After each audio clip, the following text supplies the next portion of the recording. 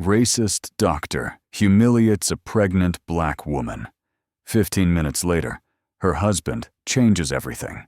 A glance, a word, a passing look. Just that. And she knew she didn't belong here. That was the first feeling Twyla Kelly, a 6 months pregnant black woman, experienced when she stepped into the elite Eastbrook Women's Medical Center in Atlanta.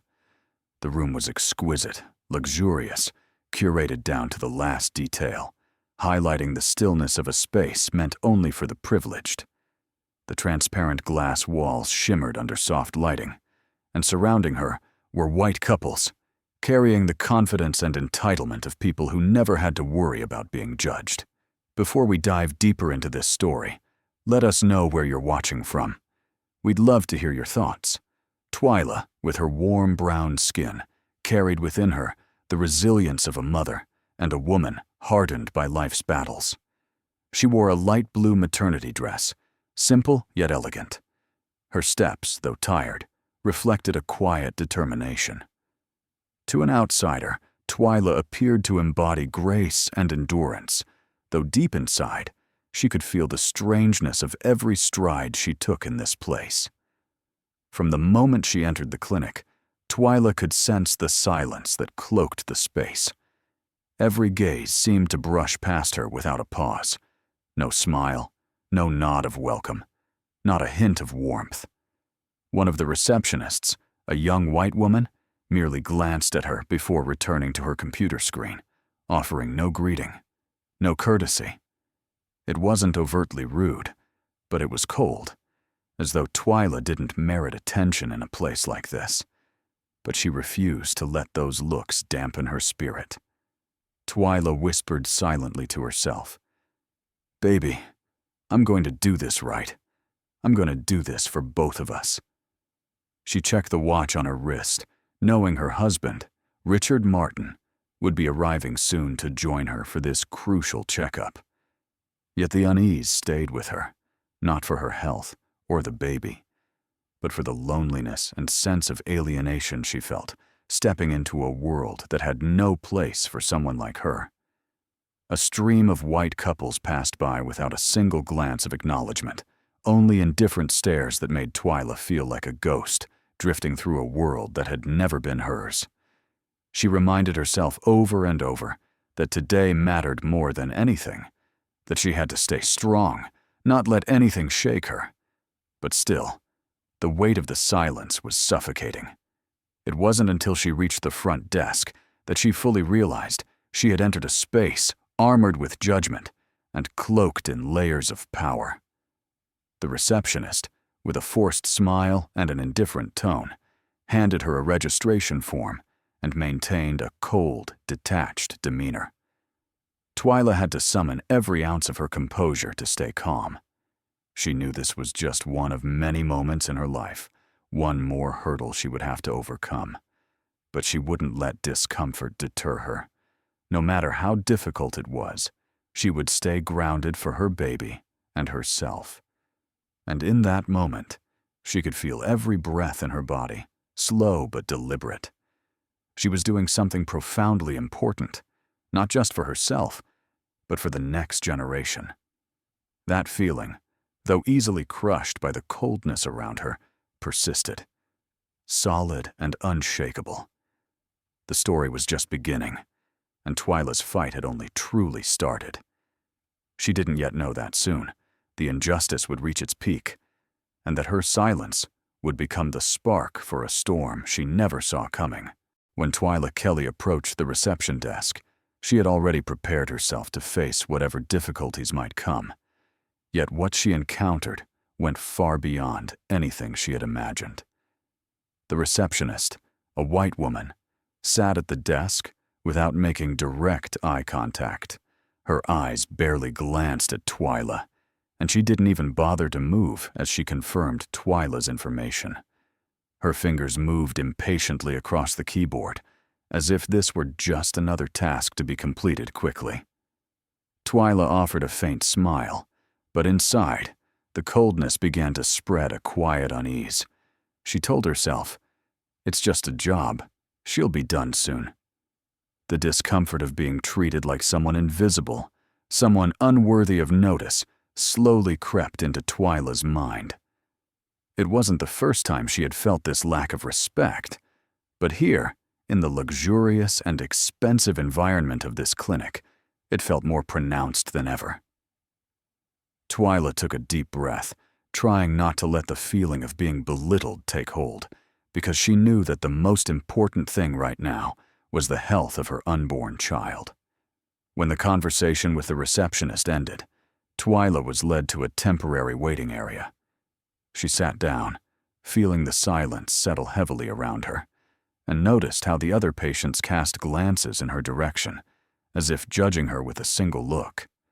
She couldn't help but feel like an outsider in a space designed for another class of people.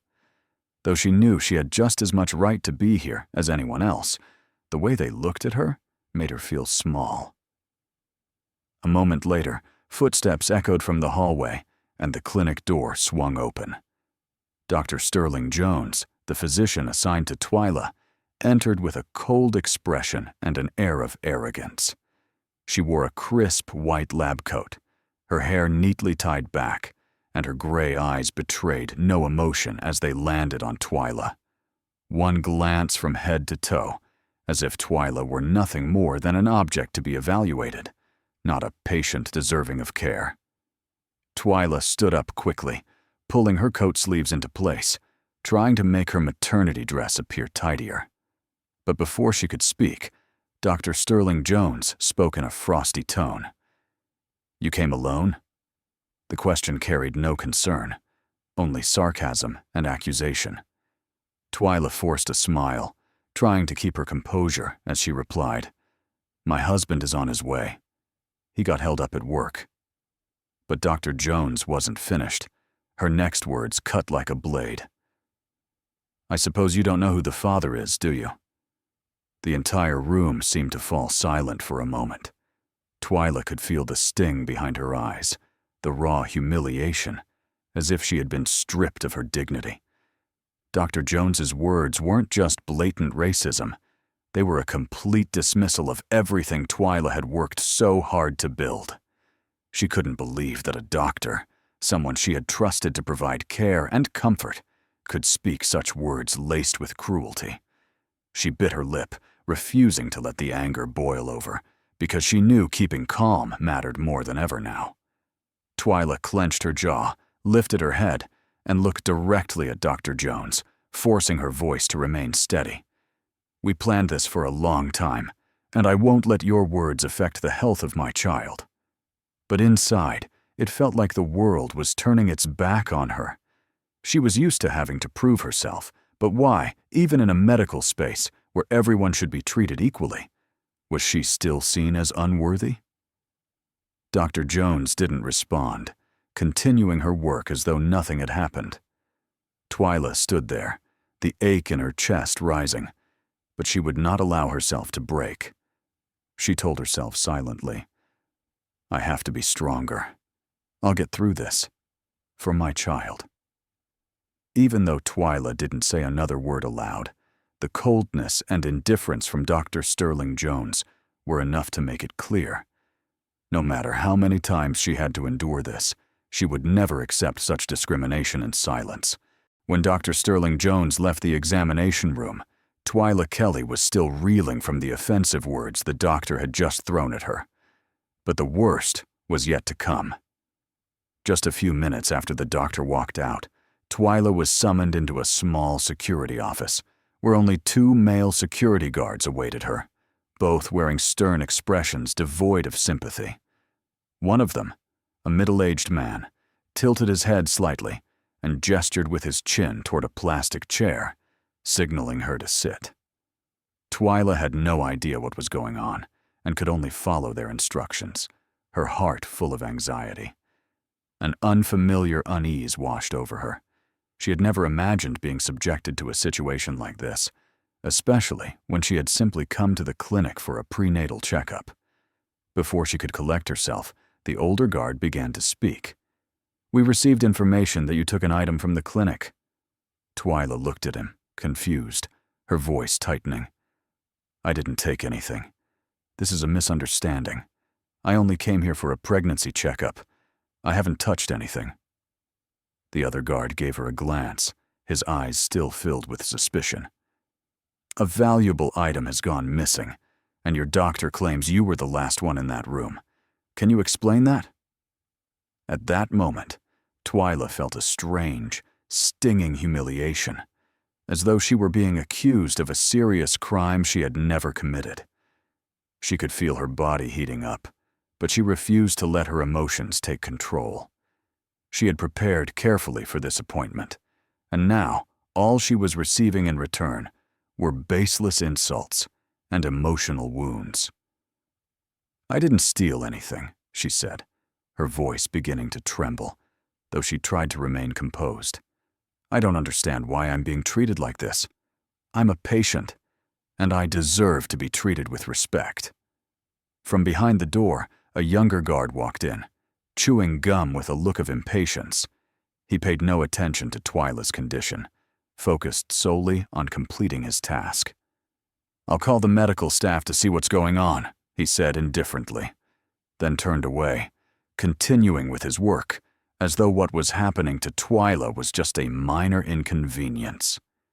As Twyla sat in silence, her hands cradling her pregnant belly, she couldn't shake the feeling of a clear violation of her privacy. No one asked how she felt or checked on her health. They treated her like a potential criminal, showing no regard for why she had come in the first place. The sense of alienation deepened as she realized that, in their eyes, she wasn't a patient. She was a problem. Twyla wondered why they were treating her this way. She had the right to care, to be treated equally like any other patient. But instead, she had been dragged into a security room, accused without evidence, and humiliated by those who were supposed to protect her rights. When Richard Martin, Twyla's husband, entered the clinic, she felt a wave crash over her. Finally, she wouldn't have to face this loneliness and injustice alone anymore. But the moment he stepped in, she couldn't help but realize one thing. Everything was about to change. She wouldn't have to do anything now because her husband, a calm, powerful, and deeply grounded man, was on his way to stand up for her. As soon as Richard entered, the atmosphere in the security room shifted immediately.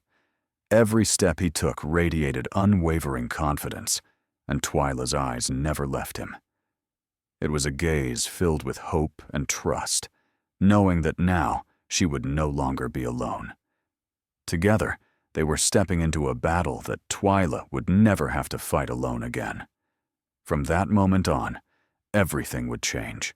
When Twyla Kelly stepped into the security room, the two guards stood there like emotionless walls.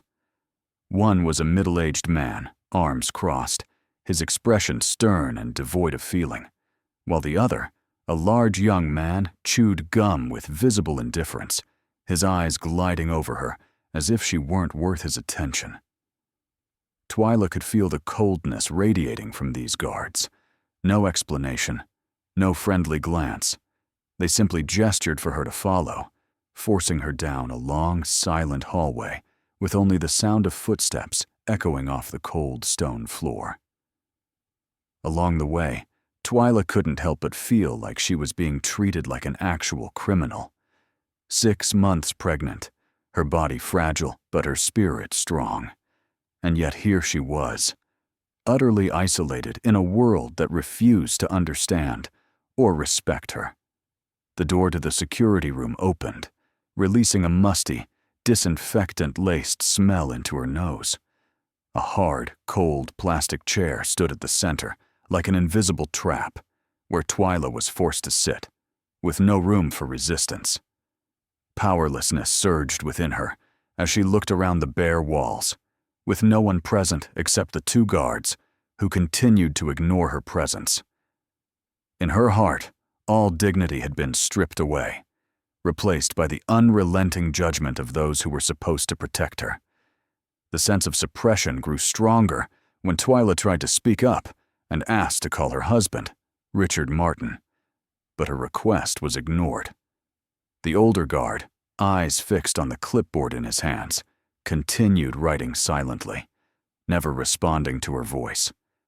The younger one merely shook his head, a blank, indifferent shake with not a trace of sympathy. Twyla bit her lip, trying to stay calm as a wave of mixed emotions, anger, fear, and disappointment, rushed through her chest. She couldn't understand why she was being treated like this. A pregnant woman, here only to check on the health of her child, was treated like a criminal without a chance to prove her innocence. No comfort, no understanding, only the cold detachment of people who had decided she was unworthy of compassion. In that moment, as Twyla sat there observing the icy demeanor of the guards, she came to a painful realization. It wasn't just her status as a pregnant woman that made her an easy target. It was the color of her skin. No one saw her as a human being, but rather as something they could easily dismiss, ignore, or treat as a nuisance. While Twyla struggled not to let herself break, she understood that life in this world was often an endless battle. Every day, she had to prove her worth, not just through talent or education, but through the basic recognition of her right to be respected. At that moment, everything seemed to pause. Twyla felt the crushing solitude of this space, surrounded by people she once thought were meant to protect and care for her. Every footstep, every sound from the hallway only made the silence inside the security room more suffocating. Yet, in that silence, a flicker of hope still burned. Twyla told herself she would not let this indifference defeat her. Even if her rights were violated and she was treated unfairly, she would continue to stand tall. And now, she understood that this wasn't just a fight against the people around her. It was a battle to preserve her dignity and her self-worth. Everything inside the security room seemed frozen, buried under a heavy, oppressive atmosphere. Twyla Kelly sat still, her arms wrapped tightly around her pregnant belly, her heart pounding chaotically. Each second dragged like a century, as all comfort and dignity had been stripped away. She could feel the weight of judgment from the two guards, their cold stares and impatient gestures. Though they said nothing, their behavior made it clear. They had already deemed her a criminal, disregarding her every declaration of innocence. The words of Dr. Sterling Jones still echoed in her mind, accusing her unfairly without once listening. Her entire body was tense, a vague fear creeping over her as she remained unable to reach her husband, Richard Martin. With every passing minute, she felt herself pushed further from protection and justice. Richard, the man who had always been her rock, might not even be able to help her now. And yet, at the very moment when despair threatened to break her, Richard Martin walked in. The door to the security room opened, and his presence, a tall man with a calm but commanding demeanor, instantly shifted the energy in the room. Dressed in a sleek black suit, his sharp gaze pierced through the stagnant air like a force of nature. His arrival didn't just ease the tension, it shocked the authority figures in the room into silence. When Twyla lifted her head to look at him, a wave of relief surged through her. He was exactly who she needed, the one person who could turn everything around. Richard wasn't just a loving husband. He was a man of influence, with the power and reputation of a senior official from the Department of Justice. His presence alone transformed the entire dynamic in the room. Without hesitation, Richard walked straight to Twyla, placed a firm hand on her shoulder, a gesture of protection and reassurance. He looked directly at the guards, needing no further introduction. His eyes alone conveyed authority and resolve. "I'm Richard Martin," he said, his voice low and powerful. "And I want to see whoever is in charge here immediately. I want to know why my wife has been treated like this." He didn't need to say more. That single sentence was enough to alter the atmosphere completely. The guards could no longer maintain their previous indifference. Twyla saw the shift in their demeanor at once. Both men now looked uneasy. their once steady eyes faltering. The change in the room was so stark that it was as if even their footsteps became slower, more uncertain. "We were just following protocol," one of them mumbled, but Richard cut him off immediately. "Your protocol violated my wife's rights and basic human dignity," he replied coldly. "She is not a criminal, and she should not have been treated as such." Those words, calm yet forceful, landed like a blow to the pride of the guards. Richard wasn't just defending his wife, he was exposing the injustice they had inflicted. He continued, without hesitation or fear. "I want to speak to your supervisor right now. We're going to sort this out, and I won't allow a single further violation." Twyla looked at him, her heart swelling with gratitude. In a matter of moments, everything had shifted. She was no longer just an innocent pregnant woman, ignored and shoved into the shadowy corners of a security room. She now had someone standing beside her, defending her, and calling out the wrongs she'd endured. Richard was not just her family's protector. He was a symbol of justice and strength, and his presence made Twyla feel safe, confident that truth and justice would prevail. She exhaled slowly, finally able to breathe, feeling wrapped not only in Richard's protection, but in the undeniable force of the power he carried. Richard entered the room with a calm, yet commanding presence. There was no rush in his steps, but an undeniable energy radiated from his confident posture, as if he had faced countless battles and always emerged victorious. His eyes were sharp, locked on one singular goal: to uncover the truth and protect Twyla. "Twyla Kelly is my wife, and she is not a criminal," Richard's voice rang out, cold, authoritative. He stared directly at the two guards. One of them, the younger man, fell into silence, awkward and visibly affected by the weight of those words. He didn't waste a moment. "You are holding my wife without just cause? I demand that you access your security camera footage and review every detail. I want to know why a pregnant woman is being treated like a criminal in this clinic." Every word Richard spoke landed like a punch to the air, urgent, yet still dignified. His intervention wasn't merely that of a husband protecting his wife. It was a reminder of the power he could wield when necessary. His eyes, unwavering, bore into the guards, creating a pressure neither of them could ignore. Tension filled the air as Richard stepped toward one of the surveillance monitors. His movements were quick and assertive. "I want to see the footage from the moment my wife entered this clinic until the time she was taken away. There is no justification for holding her, especially when she's done nothing wrong." Richard laid out his demands clearly and without compromise. All he wanted was transparency and fairness. He wasn't asking for forgiveness or excuses, just the truth. The atmosphere in the room had become even more stifling. Twyla remained seated, eyes still clouded with anxiety, but now sensing a flicker of light through the darkness engulfing her. Her husband had arrived, and his presence brought a strength she hadn't known she still possessed. Richard wasn't just defending her. He was making her feel that her rights had been acknowledged and would be fully defended. Though there was still unease in the guard's behavior, it was clear that Richard's arrival had turned the tide. He didn't appear angry or aggressive, only like a man in love, determined to reclaim justice for his wife, not simply because of their relationship, but because it was the right thing to do. One of the guards looked at Richard, visibly unsettled, yet still trying to maintain an indifferent facade. "We'll retrieve the footage," he said, though his voice had lost the firmness it once held. Despite the hesitation, they had no choice but to comply, not only because Richard was a man of power, but because he had demanded transparency and fairness in this situation.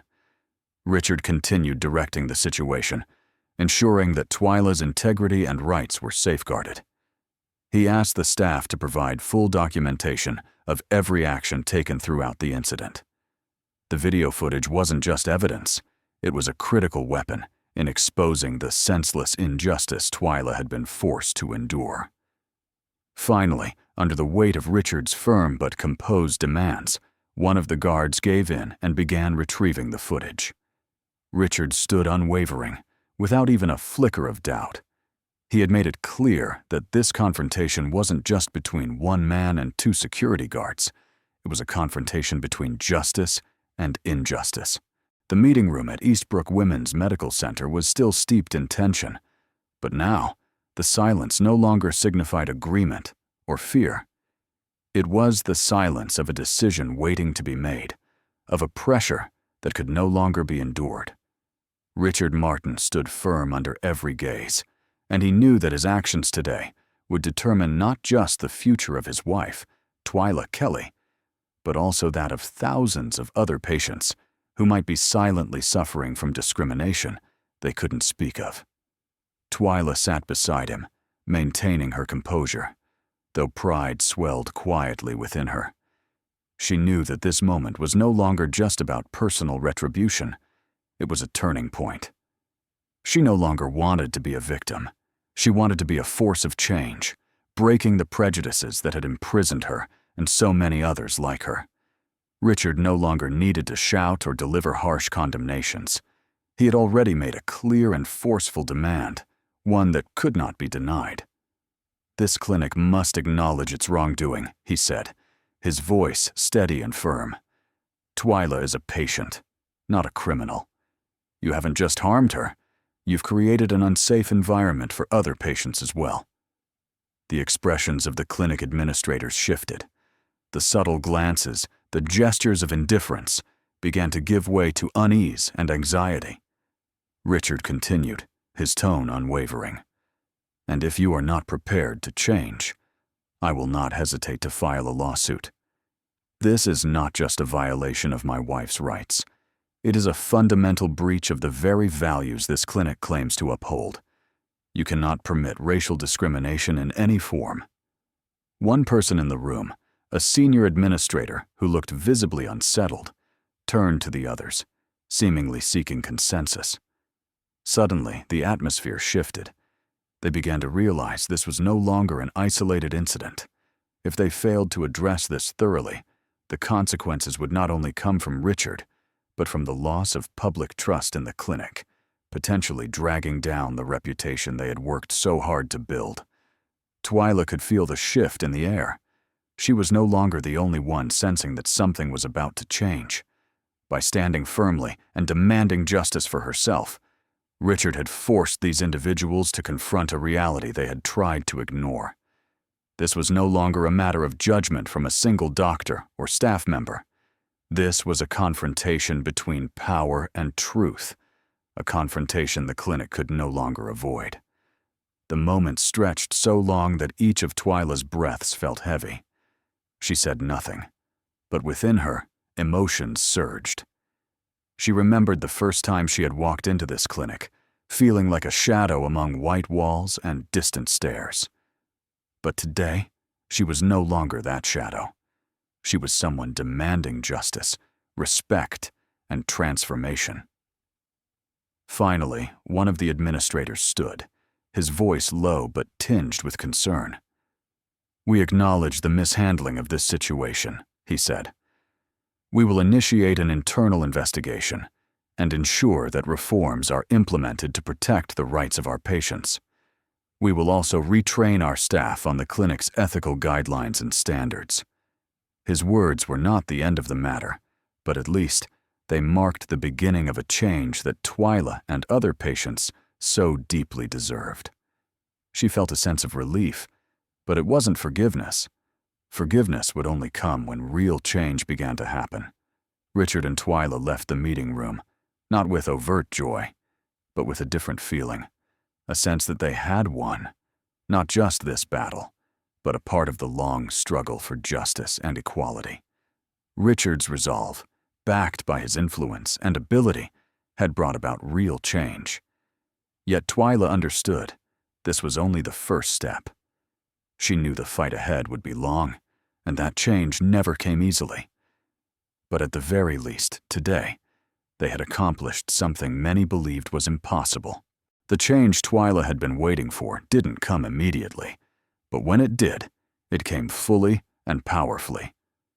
After the tension and torment of confronting the clinic, Twyla stood firm in a space that had been transformed. The clinic issued a public apology, but it didn't end with just words. More importantly, they committed to beginning a genuine reform process. The change wasn't just significant for Twyla, but for every patient, especially Black women, who had long been dismissed within the healthcare system. When Twyla and Richard returned home, what they felt wasn't just relief, but pride. They had fought and reclaimed justice, not only for themselves, but for others who had faced or were still facing racial discrimination in a system that had never welcomed them. Richard stood beside Twyla not just as her husband, but as an ally, a warrior for justice in a battle they had entered together. But what made Twyla feel strongest was not defeating those who had wronged her. It was the feeling of finally being acknowledged. The clinic's apology wasn't just a gesture of comfort. It was an admission that she belonged here, in this space, and every space. Discrimination could no longer touch her because she had fought her way through it and reclaimed her dignity. Twyla was no longer the woman cast aside by judging eyes. She stood there, not merely as a patient, but as a symbol of strength and resilience. She had shown everyone that discrimination has no place in a just society, and that Black people, wherever they are, whatever their circumstances, deserve respect and recognition. She had changed everything, not with words alone, but through action. Richard looked at his wife, and the pride in his eyes was unmistakable. He knew this fight hadn't only changed Eastbrook Clinic, it had contributed to a broader shift in society, toward a place where people's recognition and respect for one another would no longer be shaped by skin color or background. He felt a deep happiness knowing Twyla wasn't just his wife. She was someone who had proven to the world that everything can change when one dares to stand up and demand justice. For Twyla, this victory wasn't about revenge or payback for past wounds. It was the mark of a new life, one not defined by discrimination or social prejudice. She saw her future now as bright, shaped not by hostility or fear, but by freedom, equality, and respect. Even with the clinic's apology, Twyla knew real change doesn't come from words alone. It comes from action. She was a resilient woman, a mother, a wife, and a fighter in the struggle against all forms of injustice. She hadn't just reclaimed her own life. She had helped lay a foundation for the generations to come. In the end, Twyla received what she truly deserved: respect, recognition, and a firm place in this world. She had proven that love and justice can transform the world, and no one could ever take that respect away from her. Twyla's story is not one of pain or defeat. It is a story of triumph, of resilience, and of the rightful recognition of an extraordinary woman. As the sun slowly descended, Twyla and Richard stepped out of Eastbrook Women's Medical Center, no longer as people who had been humiliated and cast out by society. They walked into the light of victory, a triumph not just for themselves, but for everyone who had ever been discriminated against or belittled because of their skin color or origin. With every step they took, the air seemed lighter, easier to breathe. They had changed not only their own lives, but also the way respect and rights were perceived. Twyla felt it clearly, her heart swelling with pride as she thought of Richard's decisive actions. He wasn't just a husband. He was the man who stood up for her when she needed it most. From now on, they would no longer fear suspicious glances or sarcastic words from those who didn't understand. They knew that change never came easily. To achieve justice in this society meant facing relentless trials, but Twyla had proven that she could stand her ground. She hadn't only fought for herself, but for those who couldn't speak out, for the black women who had long been pushed to the margins. Her victory wasn't merely the restoration of her dignity, but a declaration that all people, regardless of their background, deserve respect. To Twyla, Richard had become a symbol of protection and justice. He didn't just do the right thing. He chose the right person to stand up for. She couldn't help but feel grateful that he had always stood beside her, never wavering. His words in the meeting room weren't just threats. They were a powerful affirmation. This is my wife. She deserves to be respected and recognized like anyone else. What Twyla and Richard had done didn't just change their lives. It created a broader impact. Eastbrook Clinic, once it acknowledged its mistakes and shortcomings, had to face an undeniable truth. Racial discrimination cannot be tolerated. And the result of their actions wasn't just an apology. It was a real commitment that such an incident would never happen again. Procedural reforms and an internal investigation were launched soon afterward.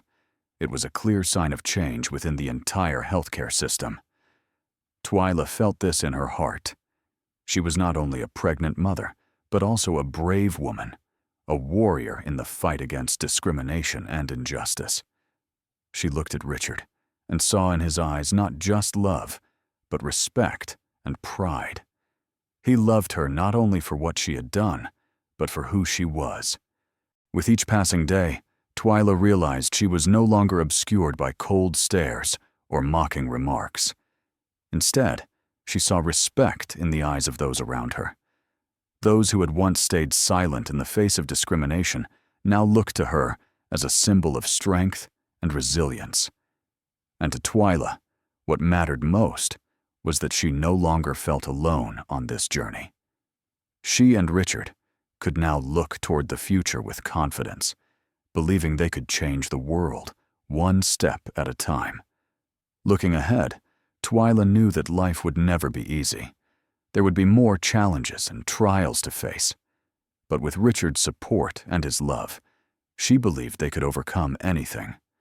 And the most important thing she realized was that no one, absolutely no one, could ever take away the respect and freedom she had fought to reclaim. She was a black woman, a mother, and a warrior. And now she could stand tall, proud of the path she had chosen. Something had finally begun to change. Join us in sharing these powerful stories by hitting like and subscribing. Don't forget to turn on the notification bell to start your day with heartfelt lessons and true empathy.